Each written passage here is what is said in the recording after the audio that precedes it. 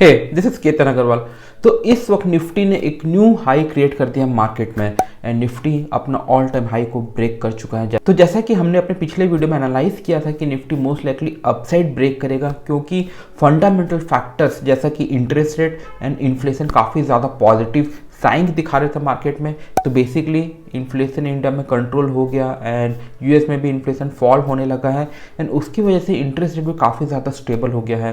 And और एक सबसे बड़ा पॉजिटिव फैक्टर जो कि इंडियन स्टॉक मार्केट को काफ़ी सपोर्ट कर रहा था वो था क्रूड ऑयल का प्राइस। क्रूड ऑयल का प्राइस 50% से फॉल हो चुका था, जो कि काफ़ी ज़्यादा बढ़ गया था रिसेंटली कोविड के वक्त।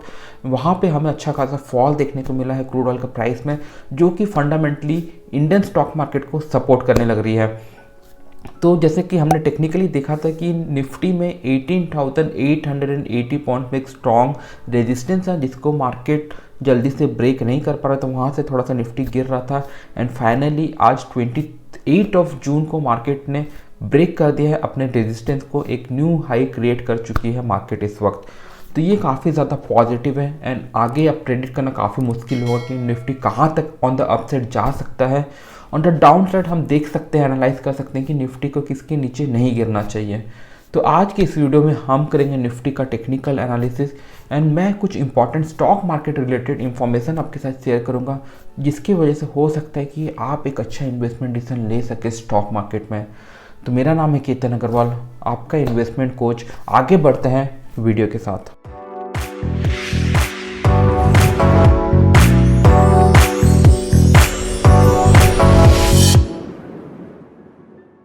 तो दोस्तों स्टार्ट करते हैं निफ्टी का एनालिसिस। सबसे पहले हम यहाँ पे कवर कर लेंगे निफ्टी 50 का ग्राफ। तो यहाँ पे आप देख सकते हो कैंडल स्टिक पैटर्न का यहाँ पे मैंने ग्राफ ओपन किया हुआ है एंड यहाँ पे कुछ लाइंस ड्रॉ किया हुआ है।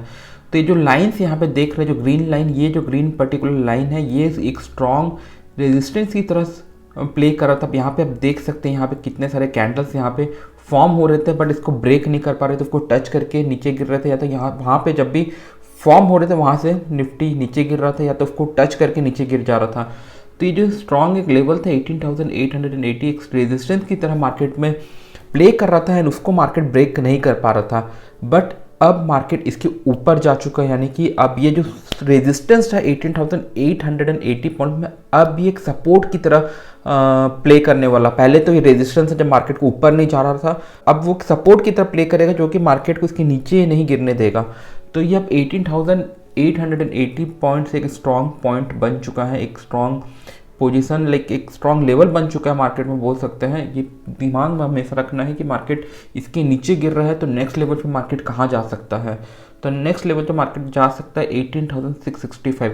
तो जब भी आप स्टॉक मार्केट में इन्वेस्टमेंट करते हो तो देखो, जब लॉन्ग टर्म इन्वेस्टर होते हो उसको इन लेवल से ज़्यादा फर्क नहीं पड़ता है, बट इस लेवल को अगर आप फॉलो करके एंटर करोगे तो ऐसा हो सकता है कि आपको एक अच्छा एंट्री पॉइंट मिल जाए, एक अच्छा प्राइस, परचेज प्राइस मिल जाए।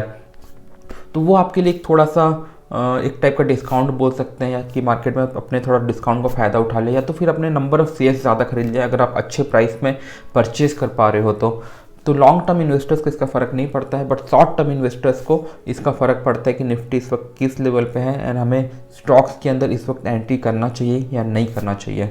तो मेरे राय पे अगर मार्केट 18,880 के पास रहता है तो एक अच्छा एंट्री पॉइंट हो सकता है एंड मार्केट अगर उसके नीचे गिरता है तो 18,665 के पास भी एक अच्छा एंट्री पॉइंट हमें मिलेगा मार्केट में। बट मेरे राय पे मैं 18,665 का लेवल इस वक्त तो मार्केट में एक्सपेक्ट नहीं कर रहा हूँ, क्योंकि फंडामेंटल्स डेटा काफ़ी ज़्यादा पॉजिटिव है इस वक्त एंड कोई अनसर्टन लाइक चीज़ निकल के सामने आ जाए उसके चलते मार्केट गिरना है तो गिर सकता है, बट अदरवाइज फंडामेंटली सब कुछ स्ट्रॉन्ग है इस वक्त। तो मुझे कोई पर्सनली रीज़न नज़र नहीं आता मार्केट को गिरने का। तो यहाँ पे जो 3 लेवल है ये इंपॉर्टेंट लेवल है, 18,880, 18,665, 18,440, ये तीनों एक स्ट्रॉन्ग सपोर्ट है। ऑन द अप साइड हम नहीं बता सकते कि मार्केट कहाँ जाके रुकेगा जब तक यहाँ पे थोड़ा कैंडल बन ना जाए, थोड़ा कैंडल डेवलप ना हो जाए। बट मुझे एक अच्छा अपसाइड पोटेंशियल इस वक्त नज़र आ रहा है मार्केट में, अराउंड से 10-15% का मार्केट अपसाइड दिखा सकता है आने वाले साल में अगर सब कुछ पॉजिटिव चलता रहा तो। एंड अगर अभी आप क्रूड ऑयल के प्राइस को देखो तो वो भी काफ़ी ज़्यादा पॉजिटिव है, ऑन द डाउन साइड ही बोल सकते हैं। $67 पर बैरल में ट्रेड होने लग रहा है, जो कि काफ़ी अच्छा प्राइस है एंड काफ़ी लो हो चुका है। इस वक्त एक स्ट्रॉन्ग सपोर्ट मुझे नज़र आ रहा है इस लेवल पे, यहाँ पे आपको दिखा देता हूँ। ये एक स्ट्रॉन्ग सपोर्ट का लेवल बन चुका है मार्केट में $67 का। एंड अगर क्रूड ऑयल इससे नीचे गिरता है तो और भी ज़्यादा नीचे गिर सकता है। तो यहाँ पे 67 जो डॉलर पर बैरल है एक स्ट्रॉन्ग सपोर्ट की तरह इस वक्त प्ले करने लग रहा है। बट क्रूड ऑयल क्लियरली एक डाउन ट्रेंड में है इस वक्त, ऐसा बोल सकते हैं। यहाँ पे आप देख सकते हैं शॉर्ट टर्म में अगर आप क्लियरली देखोगे तो निफ्टी एक क्रूड ऑयल है, यहाँ पे आप देख सकते हैं lower highs and lower low create करते हुए कैसे गिरा है यहाँ पे क्रूड ऑयल। एंड यहाँ पे भी आप देख सकते हैं क्रूड ऑयल एक लंबे समय से lower highs and lower low बनाते हुए किस तरह से मार्केट नीचे गिरा है। तो ये एक इंडिया के लिए पॉजिटिव फैक्टर साबित होगी आने वाले समय में और भी। तो ये था निफ्टी का टेक्निकल एनालिसिस। फंडामेंटली हमने देखा कि निफ्टी ऑलरेडी स्ट्रॉन्ग है, मैंने आपको बताया था अपने पिछले वीडियो में। तो यहाँ पे फंडामेंटली कुछ ज़्यादा कवर नहीं कर रहे हैं। टेक्निकली भी रेजिस्टेंस मैं आपको इस वक्त ज़्यादा नहीं बता सकता, बट सपोर्ट बता सकता हूँ, जो कि मैंने आपको ऑलरेडी बता दिया। तो यह था निफ्टी का छोटा सा टेक्निकल एनालिसिस। एंड अब हम यहाँ पे जल्दी से कवर कर लेते हैं कि क्या इंपॉर्टेंट न्यूज़ आया है करंट वीक में स्टॉक मार्केट में, स्टॉक से रिलेटेड। तो अगर आप उस न्यूज़ को फॉलो करोगे तो हो सकता है कि वहाँ पे आपको कुछ अच्छी इन्वेस्टमेंट अपॉर्चुनिटी नज़र आ जाए। तो आज की स्टॉक मार्केट अपडेट्स में मैं आपके साथ 3 न्यूज़ शेयर करूंगा, 3 कंपनी से रिलेटेड। तो सबसे पहला मैं आपको बताने वाला हूं पराग मिल्क शेयर के बारे में। तो रिसेंटली हमें पराग मिल्क के शेयर में 11% का राइज देखने को मिला, क्योंकि सिक्स्थ सेंस इंडिया ने इस कंपनी के अंदर कुछ इन्वेस्टमेंट किया, कुछ शेयर्स परचेज किया, एंड उसके वजह से इस कंपनी में हमें पराग मिल्क में 11% का राइज देखने को मिला। तो पराग मिल्क आपको मैं बता दूं गोवर्धन ब्रांड से इनका प्रोडक्ट आता है मार्केट में, या तो गो कंपनी का भी बोलते हैं। आपने देखा होगा गो चीज़ मिलता है सुपर मार्केट में, या तो गोवर्धन का घी मिलता है, तो वो पराग मिल्क के अंदर ही आता है, उसी का ब्रांड है ये। तो इस कंपनी में हमें अच्छा राइज देखने को मिला शॉर्ट टर्म में, एंड काफ़ी अच्छा राइज था, 11% का राइज आया था। बट बहुत सारे इन्वेस्टर्स होंगे इस तरह का राइज देख के, ऑल ऑफ सडन राइज देख के इस कंपनी के अंदर हो सकता है जंप करने के बारे में सोचिए, या तो फिर इन्वेस्टमेंट करने के बारे में सोचिए, क्योंकि इस टाइप का जब न्यूज़ आता है तो कंपनी थोड़ा सा हाईलाइट हो जाता है, और आपको लगता है कि ये कंपनी हो सकता है कि अच्छा इन्वेस्टमेंट किया जा सकता है इस कंपनी के अंदर, आपको ऐसा लग सकता है। तो आपको जब भी इन्वेस्टमेंट करना है किसी भी कंपनी में, तो आप उस कंपनी के नंबर्स को अच्छे से स्टडी करें, क्लोजली स्टडी करें। तो यहाँ पे मैंने इस कंपनी का नंबर्स को स्टडी किया था, यहाँ पे 2-4 तो कुछ नेगेटिव पॉइंट्स हैं जो कि मुझे लगता है कि इस कंपनी में इन्वेस्टमेंट करना हो सकता है कि इतना ज़्यादा अट्रैक्टिव ना हो, जो कि जितना कि इस वक्त आपको हो सकता है कि नज़र आ रहा हो सडन राइज देख के। तो यहाँ पे मैं आपको कुछ पॉइंट्स हाईलाइट करना चाहूँगा कि क्यों इसमें इन्वेस्टमेंट करना एक बुरा डिसीजन हो सकता है इस वक्त। तो सबसे पहला तो यहाँ पे आप PE रेशियो देख लेंगे, कंपनी का प्राइस टू अर्निंग रेशियो। तो यहाँ पे आप देख सकते हैं कि 30 का PE जो कि ठीक ठाक लगता है इंडस्ट्री के हिसाब से, क्योंकि कुछ जो कंपटीटर्स है वो इससे भी ज़्यादा हाई पी में इस वक्त ट्रेड हो रहे थे। पी में हम ज़्यादा कुछ रेड फ्लैग नहीं लगा सकते इस वक्त। एंड बुक वैल्यू 68 है एंड करंट मार्केट प्राइस 137 है, तो 2 टाइम्स बुक वैल्यू, ये भी ठीक है, एक्सेप्टेबल। यहाँ पे कोई ज़्यादा कंपनी ओवर वैल्यू नज़र नहीं आता बुक वैल्यू के हिसाब से, पी के वैल्यू के हिसाब से।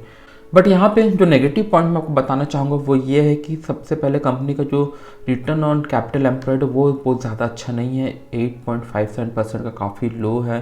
कंपनी का रिटर्न ऑन इक्विटी काफ़ी लो है, 7.83% का। तो रिटर्न ऑन इक्विटी कम से कम 15% का होना चाहिए, बट यहाँ पे काफ़ी ज़्यादा लो है। दूसरा यहाँ पे जो प्रमोटर होल्डिंग वो भी बहुत ज़्यादा अच्छा नहीं है, बिलो 50%, एटलीस्ट 60-65% होने से थोड़ा सा अच्छा माना जाता है। एंड कभी कभी अगर प्रमोटर होल्डिंग ख़राब है बट कंपनी के नंबर्स काफ़ी ज़्यादा अच्छे हैं तो तब भी थोड़ा सा पॉजिटिव मान सकते हैं। बट यहाँ पे नंबर्स भी कंपनी के बहुत ज़्यादा इंप्रेसिव नहीं है, यानी कंपनी का सेल्स एंड प्रॉफिट जो नंबर है वो भी काफ़ी ज़्यादा इंप्रेसिव नहीं है, वो भी मैं आपको आगे दिखाने वाला हूँ। तो ये है कंपनी का कुछ रेशियोज़ के बारे में, एंड आगे थोड़ा सा और कंपनी का नंबर्स को देख लेते हैं। तो यहाँ पे अगर आप कंपनी का सबसे पहला अगर सेल्स का नंबर को देखोगे तो यहाँ पे अभी आप देख सकते हो 2012 से 2023 के बीच में कंपनी का सेल्स में बहुत ज़्यादा जंप नहीं आया है, 3 टाइम्स का जंप आया है बोल सकते हैं। बट आपको ये भी ध्यान रखना है अगले 10 साल में डेयरी का जो प्राइस है उसमें भी काफ़ी ज़्यादा चेंजेस आए, तो वॉल्यूम वाइज कंपनी का जो सेल्स है वो ज़्यादा इंक्रीज नहीं हुआ है। प्राइस की वजह से हो सकता है कि कंपनी का सेल्स ज़्यादा यहाँ पे बढ़ा हुआ नज़र आ रहा है, 3 टाइम का सेल्स बढ़ा हुआ है। 10 साल के अंदर, जो कि खुद में ज़्यादा नहीं है। एट द सेम टाइम हमें ये भी कंसिडर करना है कि प्राइस इंक्रीज़ हुआ होगा मिल्क प्रोडक्ट का, उसकी वजह से यहाँ पे सेल्स हमें इन्फ्लेटेड नज़र आ रहा है, जो कि एक्चुअल में वॉल्यूम वाइज कंपनी का सेल्स इतना इंक्रीज नहीं हुआ रहेगा। At the same time company का प्रॉफिट भी देखोगे तो यहाँ पे कुछ ज़्यादा अच्छा नहीं है नंबर्स। यहाँ पे आप देख सकते हैं कंपनी ने लॉस भी शो किया था, अभी थोड़ा सा पॉजिटिव है, बट यहाँ पे भी कुछ ज़्यादा इम्प्रेसिव अच्छा कुछ पॉजिटिव चीज़ नहीं है कंपनी का प्रॉफिट को अगर आप नज़र डालोगे। एंड उसी प्रकार कंपनी का अगर आप देखोगे कि यहाँ पे शेयर कैपिटल एंड बोरोइंग्स, तो बोरोइंग्स कंपनी का हाई है। रिसेंट ईयर्स में कंपनी का बोरोइंग्स ऊपर की तरफ गया है, जो कि अगेन एक नेगेटिव फैक्टर है। At the same time company का बार बार फंड रेज करना भी एक नेगेटिव फैक्टर माना जा सकता है। एंड हो सकता है कि एक्सपेंशन की वजह से कंपनी ने रेज किया तो वो पॉजिटिव होगा, बट यहाँ पे कंपनी का जो डेट इक्विटी का रेशियो है वो भी काफ़ी ज़्यादा अच्छा नहीं है इस वक्त, तो ये भी एक टाइप का रेड फ्लैग है। एंड दूसरा कंपनी का अगर कैश फ्लो देखोगे तो वो भी ज़्यादा अच्छा नहीं है। कंपनी का cash flow from operations minus में है, जो कि एक बड़ा रेड फ्लैग है। कंपनी का कैश फ्लो फ्रॉम ऑपरेशंस अच्छा नहीं है तो उसको नेगेटिव मानेंगे हम। तो ये कुछ नेगेटिव फैक्टर है इस वक्त जो कि पराग मिल्क में मुझे पर्सनली नज़र आता है। तो अगर आप इस कंपनी में इन्वेस्टमेंट करने के बारे में सोच रहे हो तो मैं चाहता हूँ कि आप थोड़ा सा डीपली एनालाइज करें इस कंपनी को, उसके बाद ही इन्वेस्टमेंट डिसीजन लें। हो सकता है कि आने वाले फ्यूचर में मैनेजमेंट कुछ ऐसा डिसीजन ले जो कि कंपनी एक अच्छे डायरेक्शन में मूव करने लगे, बट जब कंपनी वो डिसीजन ले मैनेजमेंट एक नया स्ट्रैटेजी के साथ आ जाए, उसका इफेक्ट हमें स्टॉक्स के नंबर्स में देखने को मिल जाएंगे, उसके बाद आप इन्वेस्टमेंट कर सकते हो। तो ऐसा प्रेडिक्ट ना करें कि फ्यूचर में मैनेजमेंट ये डिसीजन ऐसा कुछ ले लेगा, उसके बाद पॉजिटिव चीज़ें आ जाएगी, उसके बाद हमें अच्छा प्रॉफिट आ जाएगा। वैसा नहीं सोचना है स्टॉक मार्केट में। चीज़ों को पहले होने दो, मैनेजमेंट को एक अच्छा स्ट्रेटेजी के साथ आने दो, उसका इफेक्ट सेल्स एंड प्रॉफिट में आने दो, उसके बाद आप इन्वेस्टमेंट कर लेना, तब आप सेफ रहोगे स्टॉक मार्केट में। अगर आप पहले ही से इन्वेस्टमेंट कर लोगे, पॉजिटिव सोचोगे कि मैनेजमेंट ऐसा करेगा वैसा करेगा, नंबर्स इंप्रूव हो जाएगा, उसके वजह से मैं अच्छा प्रॉफिट कमा लूँगा, तो वो एक गलत सोचने का तरीका है। चीज़ों को पहले होने दो, उसके बाद आप एंटर करो, उसके बाद भी काफ़ी लंबा समय मिलेगा आपको अच्छा प्रॉफिट कमाने के लिए।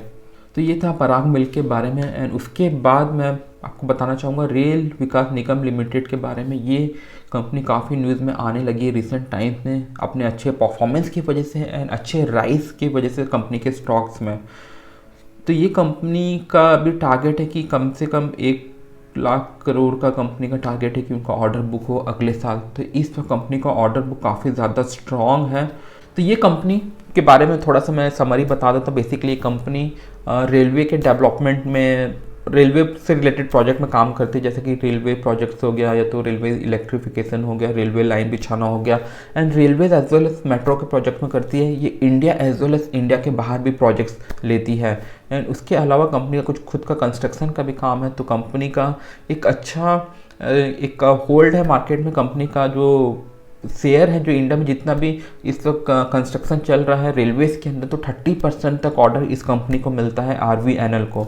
तो कंपनी का ऑर्डर बुक, कंपनी का अगर आप रेवेन्यू एंड सेल्स मतलब in the sense revenue and profit देखोगे तो कंपनी का नंबर्स काफ़ी इंप्रूवमेंट होता हुआ नज़र आ रहा है हमें। तो वो एक पॉजिटिव फैक्टर है। एंड कंपनी का इस वक्त जो ऑर्डर है, इस वक्त जो कंपनी का ऑर्डर बुक है वो करीब 57,000 करोड़ का। एंड कंपनी आने वाले टाइम में 1,00,000 करोड़ का ऑर्डर बुक को टारगेट कर रही है, जो कि एक पॉजिटिव फैक्टर साबित होने वाला इस कंपनी के लिए। तो इस कंपनी में आप अपनी डीप एनालिसिस कर सकते हो, इनडेप्थ एनालिसिस कर सकते हो मेरे राय पे। तो यहाँ पे कंपनी आप देख सकते हो, कंपनी का ये सब में भी है, कंपनी इसमें भी घुसने की कोशिश कर रही है, tunnel, mega bridge, overseas project and all. तो यहाँ पे कंपनी का जो प्रोजेक्ट लाइन है वो भी और एक्सपेंड होता हुआ नज़र आ रहा है। एंड यहाँ पे अगर कंपनी का मैं थोड़ा सा नंबर्स दिखा दूंगा तो कंपनी इस वक्त 18 के पी में ट्रेड हो रही है। बहुत ज़्यादा मुझे नहीं लगता है ये। कंपनी का बुक वैल्यू भी ठीक ठाक है, प्राइस टू बुक वैल्यू 3.45 है। प्रमोटर होल्डिंग यहाँ पे काफ़ी ज़्यादा स्ट्रॉन्ग है। एंड यहाँ पे कंपनी का रिटर्न ऑन कैपिटल एम्प्लॉयड 17% का है, जो कि अच्छा मान सकते हैं। कंपनी का रिटर्न ऑन इक्विटी 20.7% का, जो कि अगेन अच्छा मानेंगे। तो यहाँ पे कंपनी का रेशियोज काफ़ी इस वक्त पॉजिटिव है। एंड कंपनी का अगर आप ग्राफ देखोगे तो कंपनी ने अच्छा रिटर्न दिया है। एंड रिसेंट टाइम में लाइक रिसेंट 1-2 साल में कंपनी का हमें प्राइस में ज़्यादा इंक्रीज देखने को मिला है। At the same time company का अगर आप नंबर्स यहाँ पे देखोगे 2015 से लेके 2023 के बीच में, तो पिछले 8 साल में बोल सकते हैं काफ़ी ज़्यादा अच्छा इम्प्रूवमेंट हुआ है कंपनी के नंबर्स में। 6 to 7 टाइम्स का कंपनी का रेवेन्यू में गेन हुआ है। कंपनी के प्रॉफिट में भी उसी प्रकार काफ़ी अच्छा गेन है, आप देख सकते हैं। तो यहाँ पे भी काफ़ी ज़्यादा पॉजिटिव हमें नज़र आता है कंपनी के sales as well as profit में। तो ये काफ़ी अगेन पॉजिटिव बात है इस कंपनी के लिए। एंड कंपनी का अगर आप बोरोइंग्स देखोगे तो रेशियो यहाँ पे 3:1 का रेशियो बोल सकते हैं। तो ये कंस्ट्रक्शन कंपनी है एंड यहाँ पे बोरोइंग्स का होना थोड़ा सा आम बात है। एंड यहाँ पे कंपनी का रिजर्व भी स्ट्रॉन्ग है। एंड कंपनी का कैश फ्लो यहाँ पे थोड़ा सा इस वक्त कैश फ्लो फ्रॉम ऑपरेशन थोड़ा सा यहाँ पे डगमगाया हुआ है इस पर्टिकुलर ईयर में। बट मैंने इसका इन डेप्थ एनालिसिस नहीं किया है कि क्यों इस यहाँ पे कंपनी का कैश फ्लो फ्रॉम ऑपरेशन ख़राब है, जबकि पास में अच्छा था पिछले 2 साल में। तो यहाँ पे इसको आपको एनालाइज करना पड़ेगा डीपली। मैंने एनालिसिस नहीं किया इस कंपनी को डीपली इस वक्त, बट क्योंकि ये कंपनी को मैं पर्सनली फॉलो करता हूँ एंड न्यूज़ में भी था, नंबर्स काफ़ी ज़्यादा पॉजिटिव है, रेशियोज पॉजिटिव है। तो मैं चाहता हूँ इस कंपनी के अंदर आप अपनी डीप एनालिसिस करें, इन डेप्थ एनालिसिस करें एंड एक अच्छा इन्वेस्टमेंट डिसीजन ले सकते हैं। पर ध्यान रखें, मैं आपको किसी भी प्रकार का बाय या तो सेल रिकमेंडेशन नहीं दे रहा हूँ। मैं आपको एक न्यूज़ बता रहा हूँ, मुझे अपॉर्चुनिटी नज़र आ रहा है यहाँ पे कुछ। मैं चाहता हूँ कि आप अपनी एनालिसिस करें इस कंपनी के अंदर। हो सकता है कि आपको एक अच्छा इन्वेस्टमेंट अपॉर्चुनिटी नज़र आ जाए इस कंपनी के अंदर। अगर आपको इन्वेस्टमेंट अपॉर्चुनिटी नज़र आए तभी इन्वेस्टमेंट करें, या फिर बिल्कुल इन्वेस्टमेंट ना करें।